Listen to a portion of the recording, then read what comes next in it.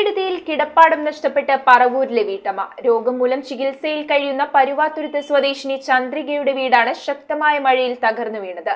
അപകട സമയം ചന്ദ്രിക വീട്ടിലില്ലാതിരുന്നതിനാൽ വൻ ദുരന്തം ഒഴിവായി.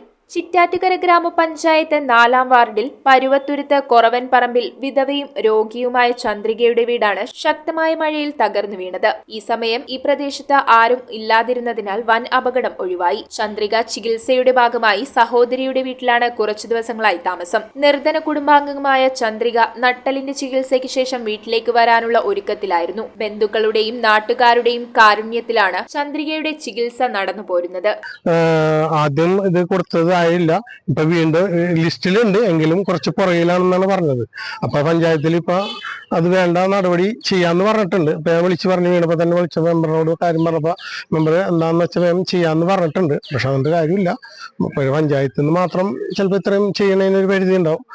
അതിന് മേലോട്ടുള്ള അതിന് സർക്കാർ തലത്തിൽ എന്തെങ്കിലും ചെയ്താലേ കൂടുതൽ എന്തെങ്കിലും ചേച്ചിക്ക് നല്ല രീതിയിൽ ചെയ്യാൻ പറ്റുള്ളൂ. അടച്ചുറപ്പുള്ള ഒരു വീടിനു വേണ്ടി പഞ്ചായത്ത് അടക്കം കയറിയിട്ടും ഇതുവരെയും യാതൊരു നടപടിയും ഉണ്ടായിട്ടില്ലെന്നാണ് ചന്ദ്രികയുടെ സഹോദരി പറയുന്നത്. നട്ടലിന് പഴുപ്പായിട്ട് കിടക്കണേന് സുഖമില്ലാതെ നടക്കാൻ പറ്റാതെയൊക്കെ, ഭർത്താവും ഇല്ല, ഒറ്റക്കായിരുന്നു താമസത്തോളൂ. ഉറപ്പേതാണ് ജീവിച്ചിരുന്നത്. അതും ചെയ്യാൻ പറ്റാത്തൊരു ഇതായിപ്പോയി ഇപ്പൊ ചേച്ചിക്ക്.